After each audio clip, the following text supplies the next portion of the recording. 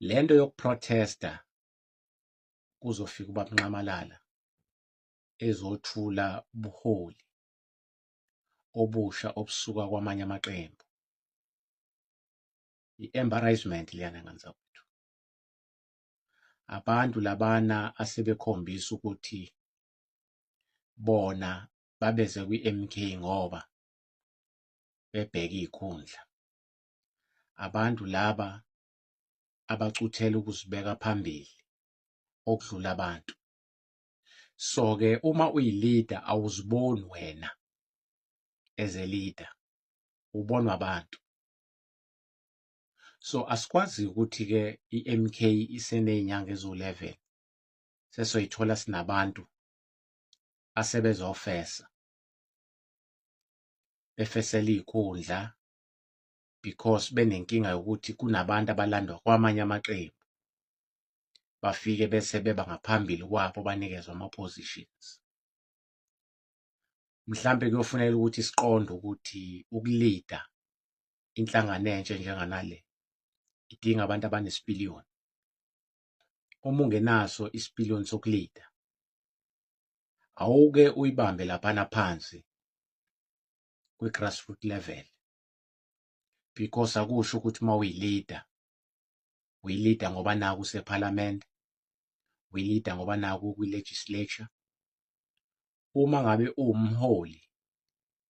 umholi la ukhona, khona to khona la ukhona uyalida. So ukuze ukulida kwakho-ke kwazi ukuthi bukhule, kudinga ukuthi ube umuntu ozithobile nomuntu okwaziyo ukubuka isimo nokwamukela ukuthi njengamanje as umkhonto wesizwe siyadinga ukuthi sibe nabaholi abanohlonze nasebenesipiliyoni for ukuthatha umkhonto bawubeke kwenye level. Asikwazi nganzakwethu ukuthi sesingaqala sithi sibanga indaba yama-position ibisavele ngekhanda. Ake sithi uyakhethwa njengamanje, uyafaka kwi-legislature, uyafakwa ephalamende. Uzofike wenzeni lapha ephalamende? How come ukuthi ungavela usuke kwi-grassroots level bese uyadayiva nje undize uyobanga noWillis Mchunu, oMkhwebane, abantu abasephalamende? Because bonke labantu uNqamalala ubalanda ngoba efuna ukuthi amolde kahle, akhande umkhonto ube sezingeni. Because into esibhekene nayo nganzakwethu ngeke sikhohlisane, inkulu kakhulu. Ayidingi abantu abazofike badlale uma sebehleli kuma-positions.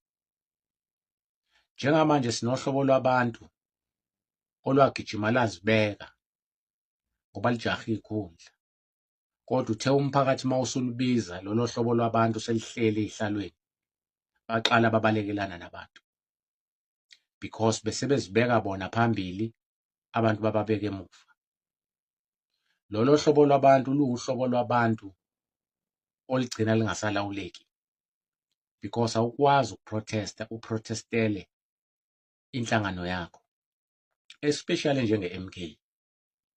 Abantu base-South Africa basaphumile ngobuningi babo bazovotela i-MK.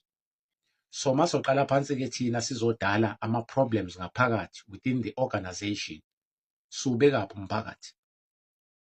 Because umphakathi usalindele iy'thelo nge-MK. Ngoba lapho la ubanga khona isikhundla nje ubungeke ukwazi ukusibanga leso sikhundla ukuba umphakathi awuphumanga ngobuningi bawo wayovotela umkhonto wesizwe. Ngamanye amazwi, abantu ababaluleke okudlula wonke umuntu yilaba abantu abakwi-grassroots level abakwazile ukulekeleka umkhonto, bawulalela ekutheni baphume ngobuningi babo bayovota ukuze umkhonto ube la ukhona.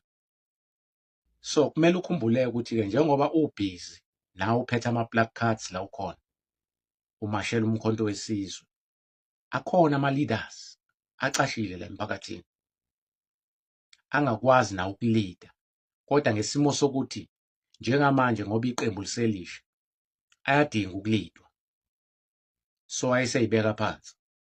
Because into esiyifunayo la kwa-MK, it's not about positions, ukuthi kuguquke ipolitiki yase-South Africa, sikwazi ukuthola i-two-third majority, sikwazi ukuyoguqula i-Roman Dutch law, sithole umhlaba wethu owathathwa abamhlophe.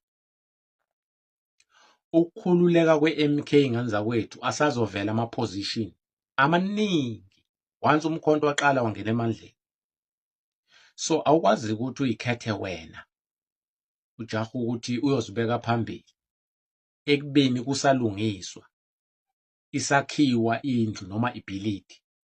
So ibhilidi-ke before lishone phezulu fanele ukuthi kushonwe phansi, ushawa ama-pillars angene phansi underground kuyikhanda ibhilidi lishona phezulu. So-ke lawo ma-pillars uhlobo lwama-pillars olu-strong ngendlela engakazi ubonakala. Awukwazi ukwakha ibhilidi uzofaka iy'bonda phansi underground bese ucabanga lelo bhilidi lelo lizoba semgangathweni ukuthi noma kufika imimoya, iphepho, yonke into lisazoloke limile. We need to understand nganza kwethu ukuthi iyadinga lento ukuthi sabantu base South Africa noma sama-leaders mhlambe akhona khona to khona asifunde lento yokulidwa kuqala before siba ama-leaders, because waqala wangakwazi ukuthi urecognize umuntu okuphethe noma okulidayo ukuthi akunikeze i-direction. Waqala waprotesta okukhomba ukuthi awukabi i-leader egenuine. Usadinga umhabulo, usadinga ukuqonda futhi nange-organization yakho ukuthi ithini imission ye-organization. It is about the community of the society. So uma-ke soqala nganza kwethu sicabanga ukuthi uma ngabe kuthiwa kuyakhiwa kuyamoldwa bese kugijima thina kube yithina esifuna ukuba phambili, angeke ilunge uma izohamba kanjalo nganza kwethu, because indaba iqala lapho. Once ayibuka le mission njengokuthi ile mission vele bikade isebenza before yokujaha ama-positions, lento egcina ibulala ama-ward amaningi because abantu abahleli kwi-power bese bengasawuhloniphi umphakathi. Egcineni umkhonto ufuna ukuyi-convert-a leyo nto ukuthi kube nendlela entsha yokulida abantu ukuze abantu bazifile nabo bazibone besekhaya entweni abayivotele. Bese kugijima thina enganza kwethu sifuna ukuthi siyovimba phambili. Uma wajoyina umkhonto wazi ukuthi imishini yomkhonto ithini, sidinga idiscipline nganza kwethu, sihloniphe iy'nqumo zabaholi, sihloniphe futhi nokubekwa kwabantu, because uma wakha i-team uyadinga ukuthi upike ukuze i-team iwine. So if i-team izoloku idlala abantu obonayo ukuthi abekho fit for ukuthi baye egrawundini, izohlezi idliwa leyo team. Kanti sibhekene nengwadla enganza kwethu fanele siguqule isimo eSouth Africa the way esingakhona, because abacindezeli uma silibele ukudlala amagenda siqwebhana ngekhundla bayaqhubeka nokusi-oppressa. Asingayiphunyuli-ke sesibambile emakhomanda bese siphinda siyidedela ngenxa nje yey'nhliziyo ey'ngaphandle zokulangazelela iy'khundla. Siyazi ukuthi abantu abaningi kade be-contribute-a opetrol babo, iy'moto zabo njalo njalo, kodwa uma usuthi uyabheka even abantu akade behamba nangey'nyawo beshaya door to door beconvince abantu, wonke umuntu ube negalela alibambile kumkhonto. So-ke lokho bekusuka ey'nhliziyweni zethu as abantu abamnyama njengoba sikule nkinga esikuyona eSouth Africa. So asikho-ke isidingo sokuthi uma sengicompromise-ile ngengicompromise ngakho bese ngizodictate noma ngizodimanda isikhundla, because manje sesifana nabantu ekade bezofesa, hhayi abantu akade bezophusha imishini yokuthi sikwi-revolution efuna ukukhulula abantu abamnyama eSouth Africa.